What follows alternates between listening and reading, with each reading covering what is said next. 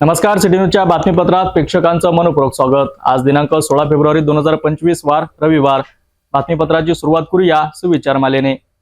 कर्म लहान की मोठे हा प्रश्नच नाही, ते करताना तुम्ही स्वतः किती विसरता हा प्रश्न आहे। कर्माची किंमत स्वतःला विसरण्यावर आहे।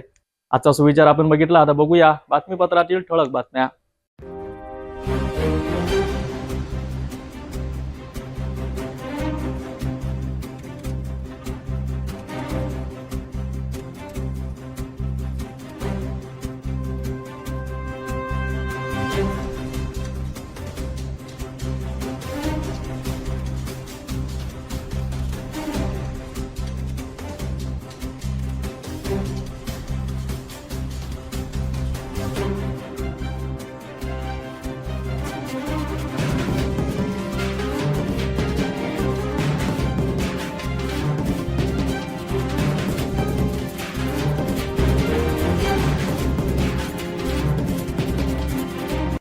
आपण ठळक बातम्या बघितल्या, आता घेऊया एक छोटासा ब्रेक। शादी और ब्याह की शुरुआत आराधना साड़ी के साथ।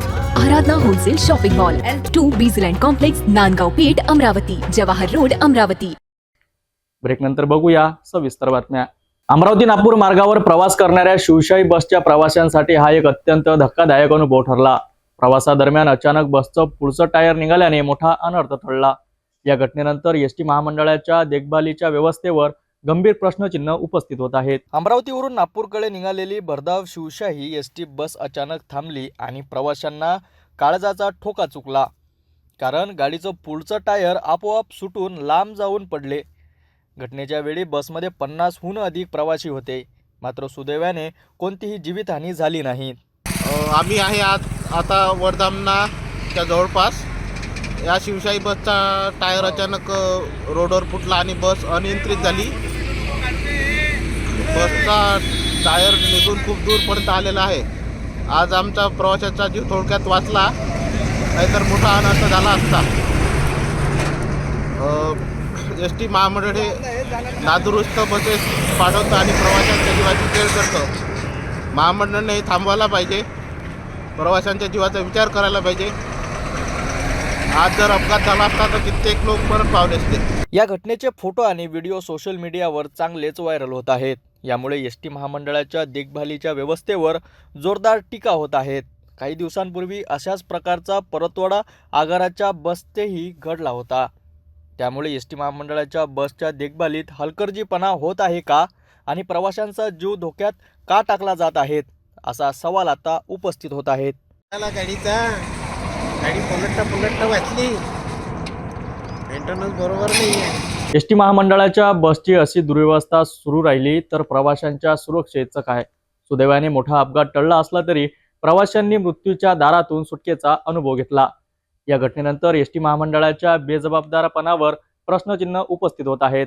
सातत्याने घडणाऱ्या अशा घटनांमुळे एसटी महामंडळाच्या देखभाल दुरुस्ती व्यवस्थेवर गंभीर आरोप होत आहेत।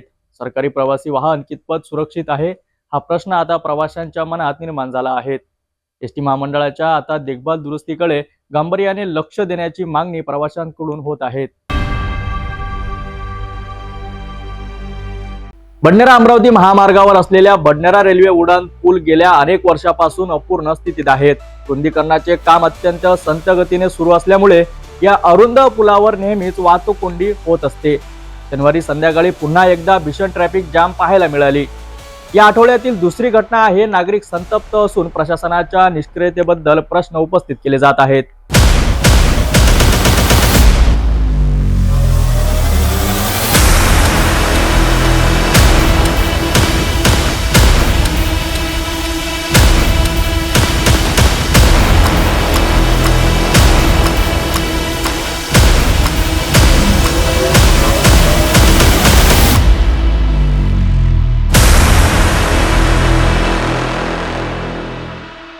बडनेरा रेल्वे उड्डाणपुलाच्या रुंदीकरणाचे काम गेल्या अनेक वर्षापासून सुरू आहेत। मात्र हे काम अत्यंत संथ गतीने चालू असल्याने वाहतुकीचा ताण वाढला आहे।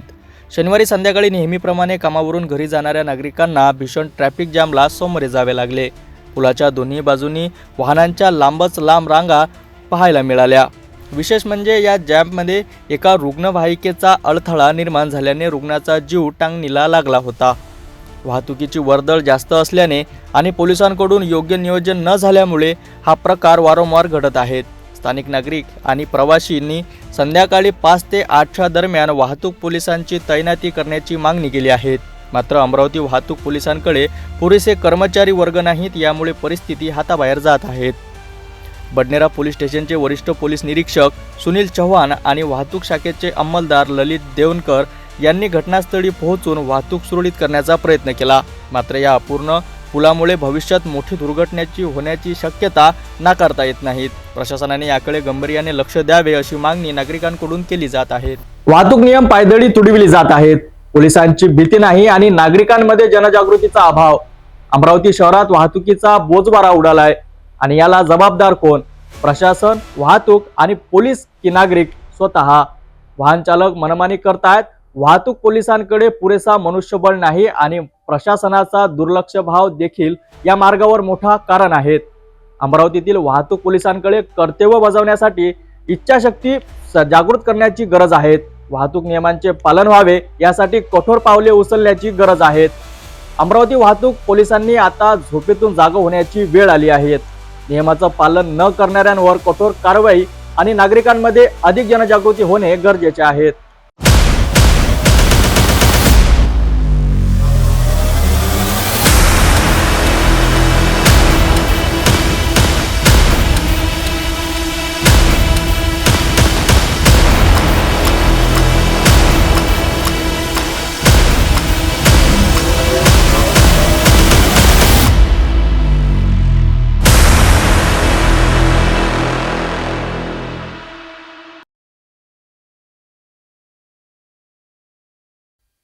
अमरावती दर्यापूर राज्य महामार्गावर नूतनीकरणाचे काम सुरू असून सार्वजनिक बांधकाम विभाग व वेलफेअर रोड इन्फ्रास्ट्रक्चर इन्फा यांच्या वतीने हे काम चालू आहेत.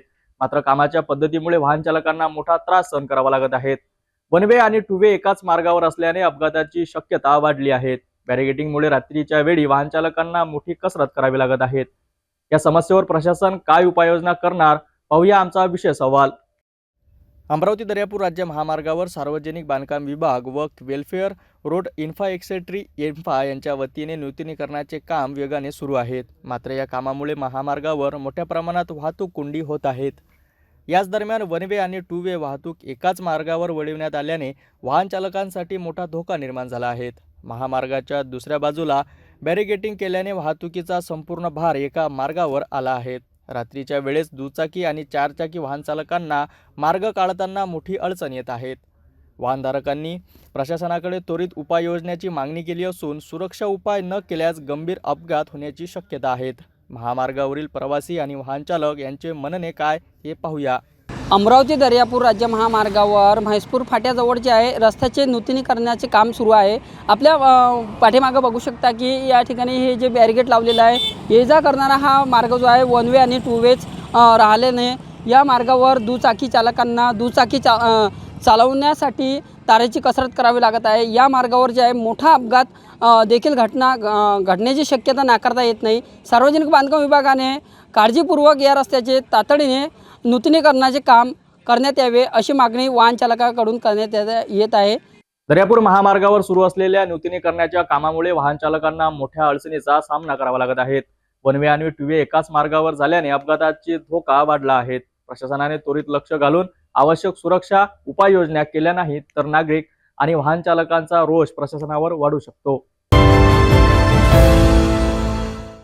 गजानन महाराज की जय. अनंत कोटी ब्रह्मांड नायक महाराजाधिराज योगीराज परब्रह्म सच्चिदानंद भक्त प्रतिपादक शेगाव निवासी समर्थ सद्गुरु श्री गजानन महाराज की जय. देवरंकर नगर मध्ये श्री संत गजानन महाराज बौद्धिश संस्थेच्या वतीने प्रगट दिन महोत्सवाचे भव्य आयोजन करण्यात आले आहे. श्री साईबाबा समाधी मंदिराचा हुबेहूब देखावा येथे उभारण्यात आला असून 16 फेब्रुवारी रोजी शिर्डी येथील निर्माण गावातील 125 वर्ष जुना पादुका दर्शन सोहळा भावी भक्तांसाठी खुला राहणार आहेत. यासोबत 20 फेब्रुवारी रोजी गजानन महाराजांचा 147वा प्रगट दिन उत्साहात साजरा केला जाणार आहे. भक्तांसाठी हरिभक्त पारायण श्री हरी महाराज सोनेकर यांचे काल्यांचे कीर्तन होणार असून त्यानंतर महाप्रसादाचे आयोजन करण्यात आले आहेत. श्री संत गजानन महाराज बौद्धिश संस्थेच्या शुभम शेगोकार यांनी हे सर्व भक्तांना या पवित्र सोहळ्यात सहभागी होण्याचे आवाहन यावेळी करण्यात आले आहे. जय गजानन. श्री संत गजानन महाराज बहुउद्देशीय संस्था देवरणकर नगर आयोजित प्रगट दिन महोत्सव 2025 संस्थेच्या वतीने दरवर्षी अमरावती शहरवासियांसाठी भाविकांसाठी गजानन महाराज प्रगट दिन महोत्सवामध्ये विविध देखावे साजरे करण्यात येतात. त्या निमित्ताने प्रगट दिन 2025 या निमित्ताने शिर्डी श्री साईबाबा समाधी मंदिराचा दर्शन देखावा संस्थेच्या वतीने आयोजित केलेला आहे. आज श्री संत ऋषिकेश महाराज वाघोडा यांच्या हस्ते या साईबाबा मंदिराचं उद्घाटन झालेलं आहे आणि आजपासून हा भाविकांसाठी हा देखावा तयार झालेला आहे, म्हणजे दर्शनासाठी उपलब्ध झालेला आहे. माझी तमाम अमरावतीकर शहर वासियांना नम्र विनंती आहे, 13 फेब्रुवारीपासून ते 21 फेब्रुवारीपर्यंत श्री साईबाबा समाधी मंदिर दर्शन देखावा आपल्यासाठी उपलब्ध आहे.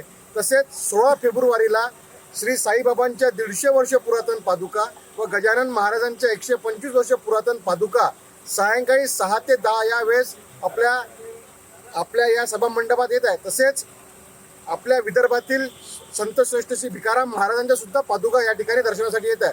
सगळ्यांनी दर्शनाचा लाभ घ्यावा ही समस्त गजानन महाराज संस्थेच्या वतीने आग्रहाची विनंती. जय गजानन. ओम साईराम.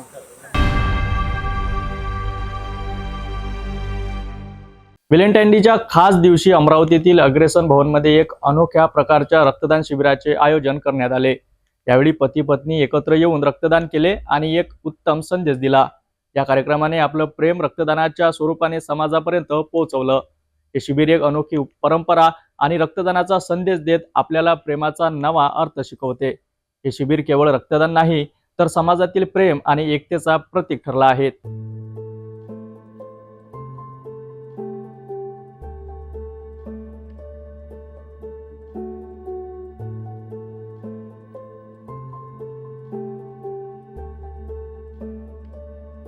अमरावती शहराने एक अत्यंत अनोखा आणि प्रेरणादायक कार्यक्रम आयोजित केला आहे. येथील अग्रेसन भवनमध्ये पती पत्नींच्या संयुक्त रक्तदान शिबिरांची 20 वर्षांची परंपरा कायम ठेवत रक्तदान हा एक मोठा समाजसेवी कार्य आहे, परंतु यावेळी तो प्रेमाचा संदेश देणार आहे. अमरावती रक्तदान समितीच्या वतीने स्वर्गीय पुष्पादेवी आणि नारायणदासजी हेमराजाणी यांच्या स्मरणार्थ हे रक्तदान शिबिर आयोजित करण्यात आले. यामध्ये पती पत्नी रक्तदान करून एकत्रित येऊन आपला प्रेमाचा संदेश समाजात पसरवित आहेत. ही परंपरा केवळ अमरावतीमध्येच पाहायला मिळते आणि या अनोख्या उपक्रमाचा आरंभ अजय दातेराव यांच्या संकल्पनेतून झाला होता. यंदा या कार्यक्रमाचा सर्व पदाधिकारी आणि कार्यकर्त्यांनी अत्यंत मेहनत घेतली, त्यातूनच हे शिबिर यशस्वी झालं आहे. अमरावती शहराची ओळख ही रक्तदात्यांचे शहर अशी आहे. 71 जोडप्यांनी आज रक्तदान केलेत आणि प्रत्येकाने या कार्यात सामील होऊन प्रेमाचा संदेश दिलाय. नमस्कार, मैं श्याम शर्मा, अमरावती रक्तदान समिति उपाध्यक्ष, और आज का जो कार्यक्रम है वैलेंटाइन डे के उपलक्ष्य में पति पत्नी संयुक्त रक्तदान शिविर का जो आयोजन होने जा रहा है, इसका मैं संयोजक हूँ और मेरे सहमित्र यूसुफ भाई बारामती वाला ये भी इसके अंदर आज के संयोजक की भूमिका में बहुत बड़ा रोल अदा कर रहे हैं. गत 20 वर्षों से यह अमरावती के अंदर पति पत्नी संयुक्त रक्तदान शिविर हेमराजानी परिवार और रक्तदान समिति के संयुक्त तत्वाधान में होने जा रहा है. और बढ़ चढ़कर सभी अमरावती के जो कपल्स हैं वो रेगुलर जो ब्लड देते थे वो और नए रक्तदाता यहाँ पर आज सपूर्ति से रक्तदान करने के लिए आ रहे हैं. इसका जो 20 साल पहले हमारे उपाध्यक्ष अजय दातेराव उनके दिमाग में ही आया था कि अगर पति पत्नी का प्यार का इजहार करने का कोई तरीका होता है तो वो क्यों ना हम उसको रक्तदान करके किया जाए. तो ऐसा ये आयोजन लगातार 20 वर्षों से हम करते जा रहे हैं और हर वर्ष इसमें दिन पे दिन प्रगति रक्तदाताओं की हमको मिलती है, अच्छा प्रतिसाद मिलता है. शहर अमरावती जो है पूरे देश के अंदर रक्तदाताओं की नगरी के नाम से जाना जाता है. तो ये रक्तदान जो आज का है ये पूरे शायद मेरे अंदाज से पूरे देश में और पूरे विश्व में पहला ऐसा आयोजन होगा कि जहाँ पे संयुक्त पति पत्नी रक्तदान शिविर हो रहा है. तो मैं सभी रक्तदाताओं को जिन्होंने आज ब्लड दिया उनको दिल से बधाई देता हूँ पूरी रक्तदान समिति की तरफ से, और मेरी पूरी टीम जिन्होंने दिन रात इसमें मेहनत की है उनका सबका बहुत बहुत आभार और धन्यवाद। याचं त्याग समर्पण आणि प्रेमाचे आजचे रक्तदान शिबिर यशस्वीपणे संपन्न झाले। पती पत्नीने एकत्र येऊन आपल्या प्रेमाचा संदेश रक्तदानाच्या स्वरूपाने समाजाला दिला। पुढेही अमरावतीमध्ये अशीच अनेक प्रेरणादायी शिबिरे आयोजित होऊन हेच आपलं प्रार्थना आहे। धन्यवाद आणि सुरक्षित रहा। भेटूया एका छोट्याशा विश्रांतीनंतर। घर का सारा फर्नीचर दीमकों और सीलन से बस 1 साल में खराब हो गया है, कोई बात नहीं। अब आपके घर की खूबसूरती बढ़ाने के लिए अम्बा मॉड्यूलर लाया है डेकोर प्लास्ट से निर्मित यूपीवीसी मटेरियल में घर के सभी फर्नीचर, वो भी जल रोधक, दीमक प्रूफ, गुणवत्ता पूर्ण, अग्निरोधी, पर्यावरण के अनुकूल, किफायती और 17 साल के वारंटी के साथ। मॉड्यूलर किचन, वार्डरोब, बेड, मंदिर, अलमारी, TV unit, study table, sliding अलमारी, ऑफिस फर्नीचर और अन्य सभी अब बनाइए आपके हिसाब से। फ्री विजिट और फर्नीचर डिजाइन के लिए आज ही विजिट करें अम्बा मॉड्यूलर, गोंड बाबा मंदिर के पास, MIDC से दस्तूर नगर रोड, अमरावती। डेकोर प्लास्ट के साथ एक कदम आगे। विश्रांतीनंतर पुन्हा आपले स्वागत। आशापुरी सोनार महिला मंडळ व श्री संत नरहरी सेवा समितीच्या वतीने संत नरहरी महाराज यांची पुण्यतिथी मोठ्या थाटात साजरी करण्यात आली। जुनी कोतवाली भाजी बाजार परिसरात शोभायात्रेच्या माध्यमातून भक्तिमय वातावरण निर्माण झाले। या सोहळ्यात समाजातील मान्यवरांसह मोठ्या प्रमाणात भावी भक्तांनीही सहभाग नोंदविला। पाहूया सविस्तर रिपोर्ट। विदर्भरत्न परमपूज्य वाणीभूषण धर्माचार्य भगवताचार्य राष्ट्रपती पुरस्कार प्राप्त हरिभक्त परायण श्री कणेकरजी महाराज यांच्या मार्गदर्शनाखाली हा संगीतमय भागवत कथा सप्ताह आयोजित करण्यात आला। या सप्ताहात दररोज विविध धार्मिक प्रसंग सादर करण्यात आलेत। या प्रवचनात महाराजांनी ध्रुव बाळाची कथा तसेच भगवान शिव आणि पार्वती विवाह सोहळा यांचे सुंदर वर्णन केलेत।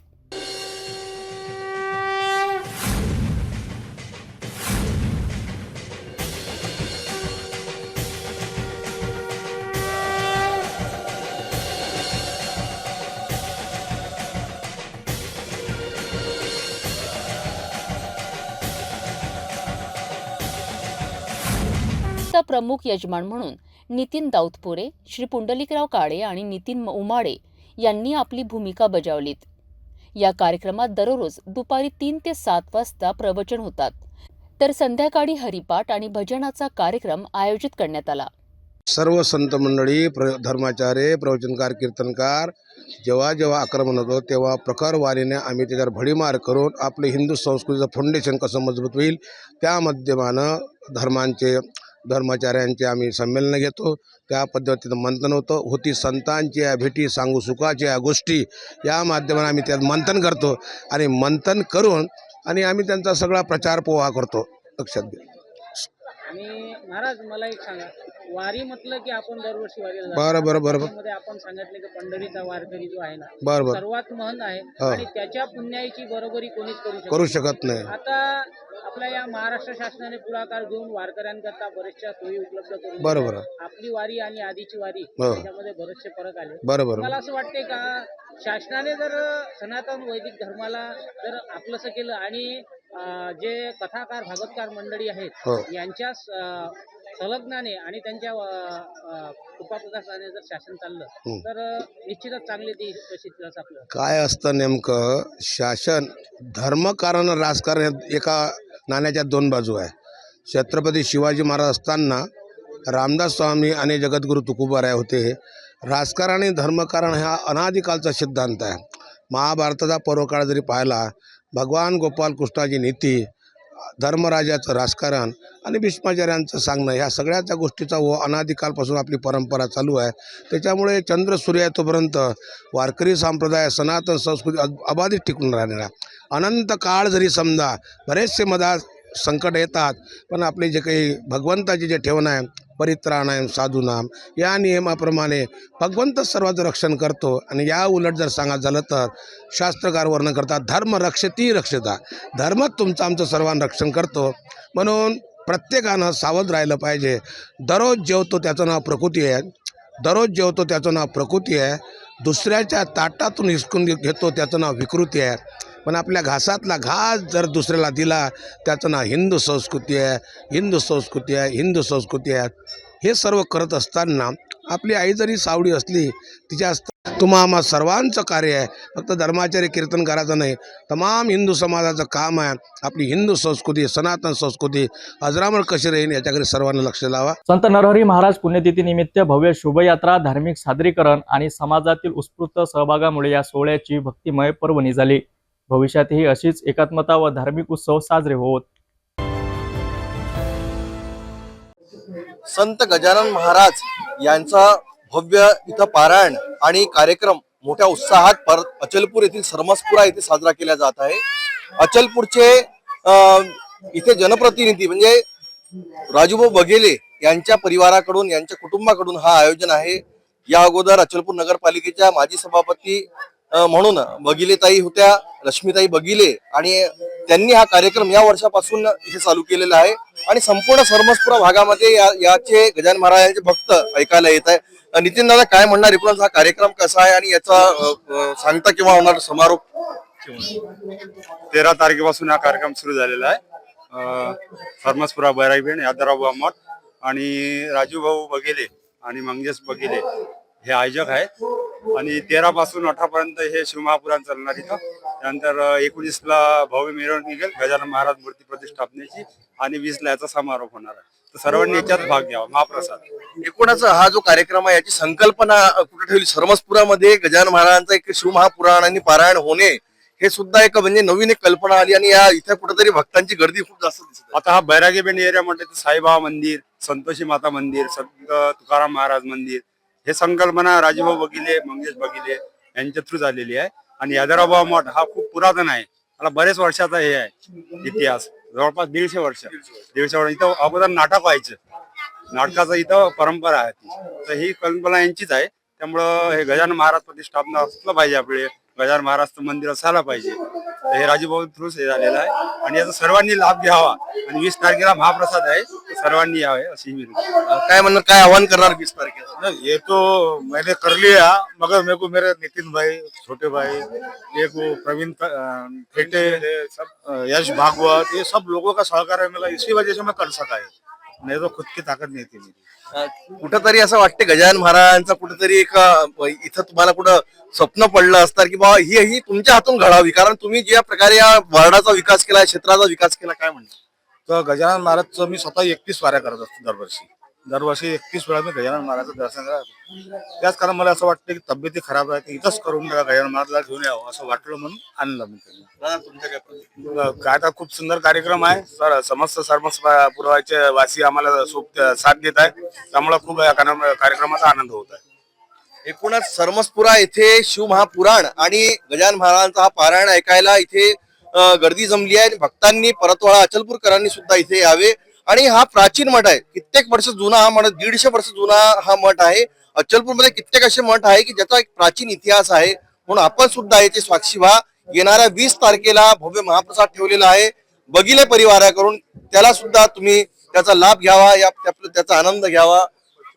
आणि विशेष म्हणजे हा मार्गदर्शन अचलपूरचे माजी राज्यमंत्री बच्चूभाऊ कडू यांच्या मार्गदर्शनामध्ये राजूभाऊ बघिले परिवार हा कार्यक्रम करीत आहे. हा स्वरूप सरमसपुरा वासियांना बघायला मिळत आहे.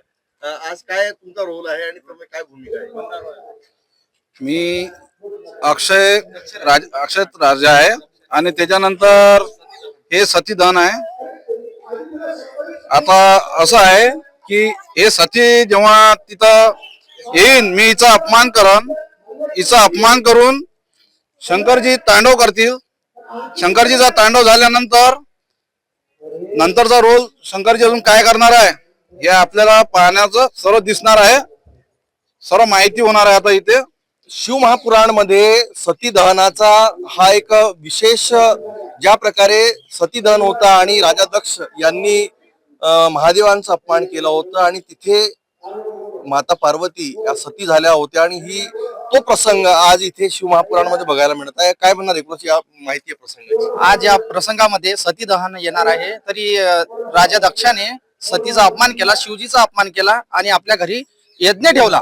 त्याच्यामुळे त्यांनी कुणालाच आमंत्रण दिलं नाही, सतीला आमंत्रण दिलं नाही, महादेवाला आमंत्रण दिलं नाही. मात्र सती हट्ट करून आपल्या वडिलांची इथं यज्ञ करता निघाली. त्यामुळे तिचा तिथं अपमान झाला. दक्षराजाने सतीचा अपमान केला. त्यामुळे सतीने अपमान झाल्यामुळे तिच्या मालकाचा शिवजीचा अपमान झाला, त्याच्यामुळे तिनं यज्ञामध्ये प्रवेश केला आणि आपल्या देहाची आहुती दिली यज्ञामध्ये. त्यानंतर शिवजी तिथं येतात आणि सतीला घेऊन आपले देहाचे तुकडे घेऊन तिथून निघून जातात. तिचे सतीचे देहाचे तुकडे हे 52 तुकडे पडतात. त्याचे हे 52 शक्तीपीठ आपल्या महाराष्ट्रामध्ये तयार होतात. एकूणच 52 शक्तीपीठ संपूर्ण महाराष्ट्रामध्ये तयार झालेले आहे. आणि अचलपूरच्या सरमसपुरा या ठिकाणी ज्या प्रकारे मठामध्ये हा कार्यक्रम आयोजित केला, ही परंपरा इथे सुरू झालेली आहे. शिवमहापुराणाचं आज झाकी सोबत इथे आयोजन करण्यात आलंय. या कार्यक्रमाला संपूर्ण सरमसपुरावासी यासाठी मेहनत घेत आहे आणि येणाऱ्या 20 तारखेला महाप्रसादाला सर्वांना उपस्थित राहायचं आहे. मी कॅमेरा पर्सन धीरज सोबत नितेश किल्लेदार, सिटी न्यूज. यवतमाळ जिल्ह्यातून एक मोठी बातमी समोर आली आहे. संत सेवालाल जयंतीनिमित्त उत्सव साजरा करून घरी परतणाऱ्या युवकाचा भरधाव बोलेरो वाहनाने चिरडून मृत्यू झाला आहे. या घटनेमुळे संपूर्ण गावात संतापाची लाट उडली असून ग्रामस्थांनी महामार्ग रोखून धरला आहे. या घटनेवर राज्यमंत्री इंद्रनील नाईक यांनी थेट पोलिसांना धारेवर धरले आहेत. पाहूया सविस्तर रिपोर्ट. यवतमाळ जिल्ह्यातील संत सेवालाल जयंतीनंतर गोपाल अशोक जाधव हा युवक घरी परतत असताना भरधाव बोलेरो वाहनाने त्याला जोरदार धडक दिली. यात त्याचा जागीच मृत्यू झाला. या घटनेमुळे गावकऱ्यांमध्ये तीव्र संतापाची भावना निर्माण केली जात आहे. मृतकाच्या कुटुंबियांनी पोलिसांवर लाठीचार्जचाही आरोप केला आहे. संतप्त नागरिकांनी दिग्रस महामार्ग रोखून धरल्याने काही काळ वाहतूक ठप्प झाली होती.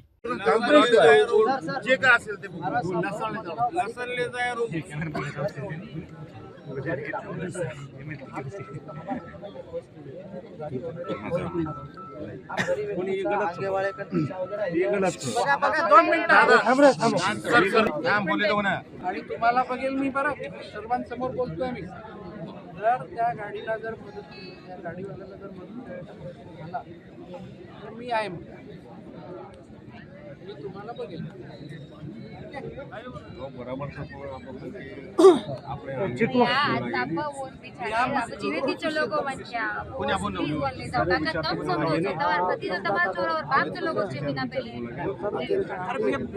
हा मात्र તમારા નેતા સુનીમાં પોલીસે થોડી નેતા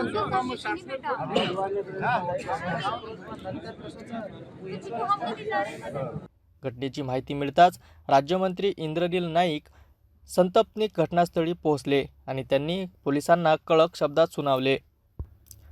राज्यमंत्री नाईक यांनी माहिती मिळाली की अपघातातील बोलेरो वाहन पोलीस सोडणार आहेत.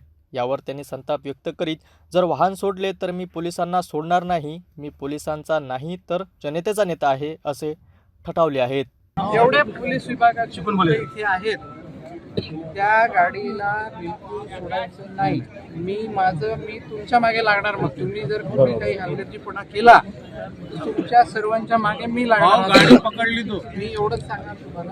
नाही सोडायची त्याला लावा. कोण मालक आहे माझा नंबर द्या. तुम्हाला जर फोन येत असेल त्याच्या मालकाचा तर माझा नंबर द्या, मला बोला म्हणा, मी काय करायचं करतो.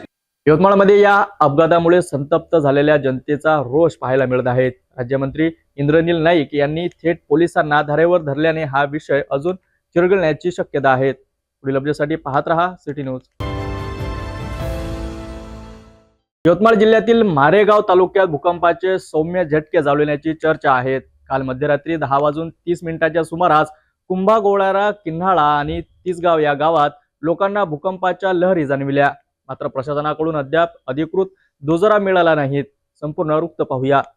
दिनांक 14/2/2025 रोजी रात्री 10:10 मारेगाव तालुक्यातील मौजे, कुंभा, पिसगाव, किन्हाळा, गौराळा, मांगरूळ येथे अंदाजे 4 ते 5 सेकंदाच्या सौम्य भूकंपाचा धक्का जाणवला आहे, असे तेथील ग्रामस्थांनी आज दिनांक 15 फेब्रुवारी 2025 रोजी सकाळी कळविल्यामुळे मी मौजे, पिसगाव, कुंभा येथील सरपंच व नागरिकांशी गावात जाऊन चर्चा केली. चर्चेच्या वेळी सदर घडलेल्या घटनेस त्यांनी दुजोरा दिला. मात्र घडलेल्या घटनेमुळे कोणतेही नुकसान झालेले नाही. धन्यवाद. मारेगाव तालुक्यात भूकंपाचे सौम्य झटके जाणवण्याची चर्चा आहे. मात्र प्रशासनाकडून याला दुजोरा मिळालेला नाहीत. त्यामुळे ही अफवा आहे की खरोखर भूकंपाचे सौम्य धक्के बसले होते. याबाबत स्पष्टता येणे आवश्यक आहे. यवतमाळच्या महागाव तालुक्यात गुप्तधनाच्या शोधासाठी आलेल्या टोळीला गावकऱ्यांनी हुसकावून लावले. मात्र पळून जात असताना पोलिसांनी 9 जणांना ताब्यात घेतले आहेत. या प्रकरणात 2 कार आणि मेटल डिटेक्टर जप्त करण्यात आले आहेत. संपूर्ण माहिती देत आहोत आमच्या या खास रिपोर्टमध्ये. महागाव तालुक्यातील मोथर गावात गेल्या काही दिवसांपासून एका जुन्या वाड्यात संशयास्पद हालचाली सुरू होत्या. शुक्रवारी रात्री गावकऱ्यांनी गुप्तधनाच्या शोधात खोदकाम सुरू असलेल्या ठिकाणी संशयितांना रंगेहात पकडले. विचारणा होताच त्यांनी पळ काढण्याचा प्रयत्न केला. काहींनी ग्रामस्थांनी पकडून चोप दिला, तर काही जण वाहनातून पळून जाण्याचा प्रयत्नात होते. याची माहिती मिळताच महागाव पोलिसांनी वेळीच कारवाई करून 9 जणांना ताब्यात घेतले. त्यांच्याकडून मेटल डिटेक्टर मशीन तसेच 2 कार क्रमांक MH49B5688 आणि MS27BV0924 जप्त करण्यात आल्यात. पोलीस तपासात समोर आले आहे हे आरोपी अमरावती व यवतमाळ जिल्ह्यातील रहिवासी आहेत. महागाव पोलीस या संपूर्ण प्रकरणाचा तपास करीत असून या टोळीचा आणखी काही मोठ्या रॅकेटशी संबंध आहे का याची ही चौकशी सुरू आहे. महागाव तालुक्यात घडलेल्या या घटनेमुळे परिसरात एकच खळबळ उडाली आहे. गुप्तधनाच्या अफवांवर विश्वास ठेवून अशा घटना घडू नयेत यासाठी प्रशासनाने कठोर पावले उचलण्याची गरज आहे. पुढील अपडेटसाठी पाहत रहा सिटी न्यूज.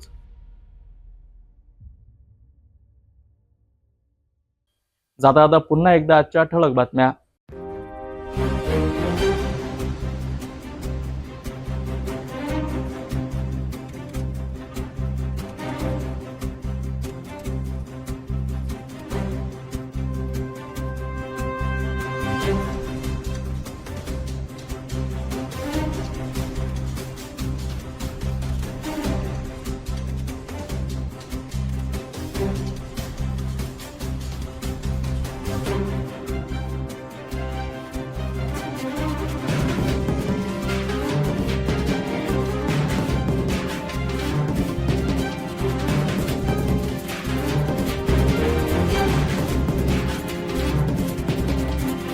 आपण आता सिटी न्यूज चॅनल आपल्या टीव्हीवर सुद्धा बघू शकता, ज्यामध्ये next channel number 117, Jio channel number 872, GTP channel number 73, RRC 899, फास्टपे channel number 256, city cable channel number 92 वर.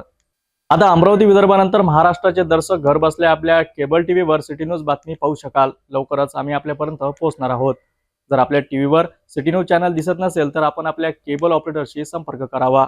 सिटी न्यूजच्या केबल व्यतिरिक्त यूट्यूब, फेसबुक, इंस्टाग्राम आणि ट्विटरवर सुद्धा न्यूज बघू शकता. याकरिता सोशल मीडिया अकाउंट सबस्क्राईब करा, फॉलो करा, लाईक करा. यूट्यूब अकाउंट सबस्क्राईब करण्याकरिता सबस्क्राईब बटनला क्लिक करा आणि बेल आयकॉन दाबायला विसरू नका, कारण सर्वात आधी समाचार आपल्यापर्यंत पोहोचणार आहेत. तसेच सिटी न्यूजचे फेसबुक पेज लाईक करा, इंस्टाग्राम आणि ट्विटर हँडल फॉलो करा. आपण व्हॉट्सअपवर सूचना देऊन सुद्धा न्यूज प्राप्त करू शकता. हे बातमीपत्र एवढ्यावरच थांबूया. पुन्हा भेटूया नवीन घडामोडीसोबत. नमस्कार.